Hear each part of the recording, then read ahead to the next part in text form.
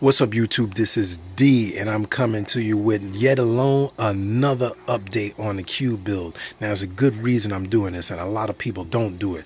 I do a review. What I'm doing is follow-ups to the review, because people do a review of a system, not only the system, but I like to do a review in which how I set up the system comes into play.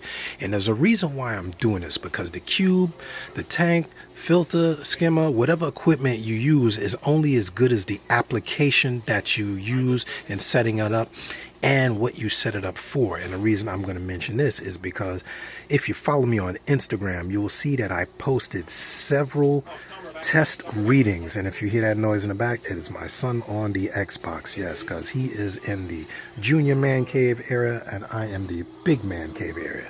So anyway, getting back to it, I posted several readings of my test results, which were very interesting but not really surprising.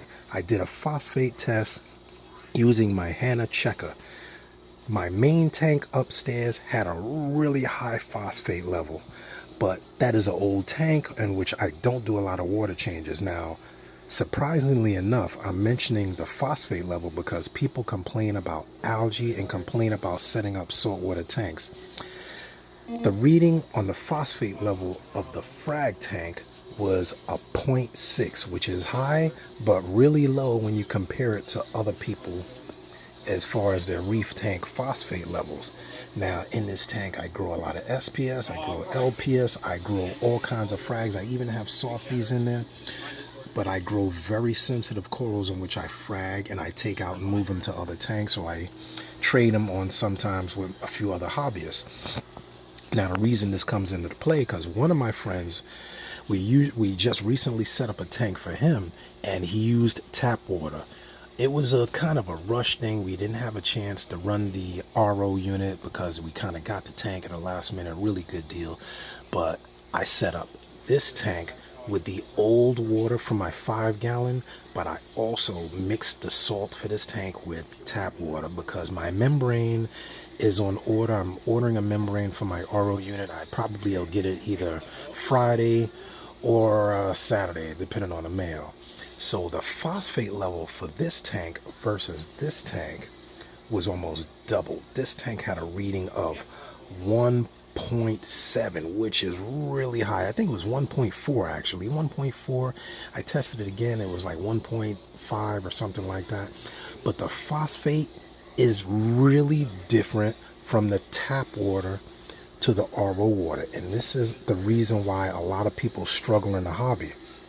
I don't care what you use as far as no pox or GFO or whatever. If you're constantly dumping water, which is adding nutrients and phosphates to your system, you're going to deal with phosphates. Now, I haven't seen phosphate issues with this tank because A, it's only set up for about a week now. B, I don't have a lot of light going into this tank. I have the LEDs here. I was using the LED, which is awesome, which comes with the Aqueon, but I used my old fixture because I'm using it to light up this tank over here and my little herb thing that I'm going to put back over here. So I don't want you to get the wrong idea. The light that comes with this Aqua Springs 11 is an excellent light, but it just didn't light up the area next to it. And rather than add two lights here, you had a light there, I just said, let me just leave the light that I had hanging. So that is one reason why I don't see yet algae. Another thing, if you have high phosphate levels and you have sand, the sand will hold phosphate like a sponge. This tank, there is no sand. Everything is constantly dumped into the floss and removed manually. I don't use GFO. I don't use Chemipure. Once in a blue I'll use Chemipure, but I don't really use it. But big difference between this tank upstairs, a lot of sand. I do have diatoms in a small area of the tank where this flow is slow, but very important point to make as far as difference between tanks. I hear a lot of comments, oh, you need flow, you need this, you need that, you need this, have you tried this? Yes, since being in the hobby since the 70s and 80s, believe me, there are many products I've tried, but it all comes down to how you set up the tank, the water you put in, and the inhabitants you have in the tank. Now, algae will absorb a lot of it. So in this tank, since the type of fish I have here are mollies in the salt water, they like to feed off algae and things like that. I'm going to get some live saltwater plants. I'm going to switch it out with these and grow actual plants in this tank. So stay tuned for that.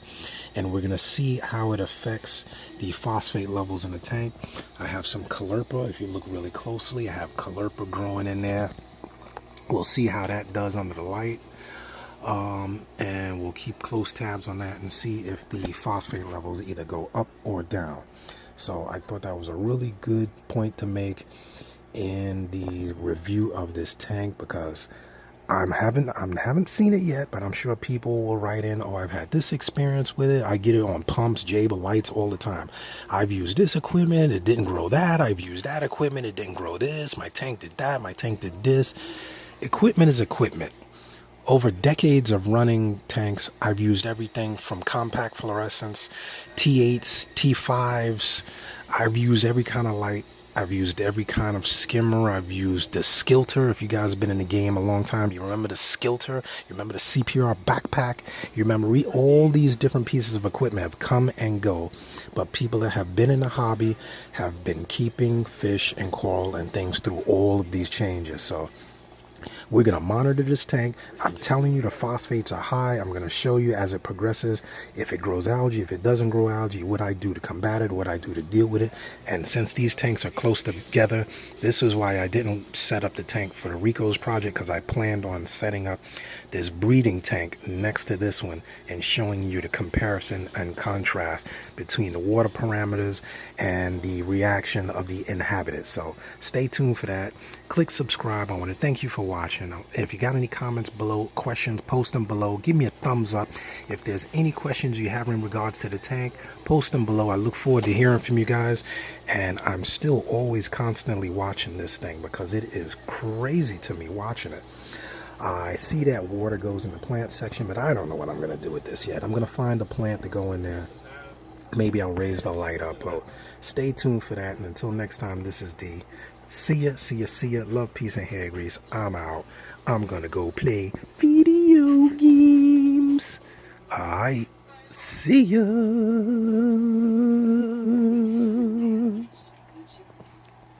What a difference light makes.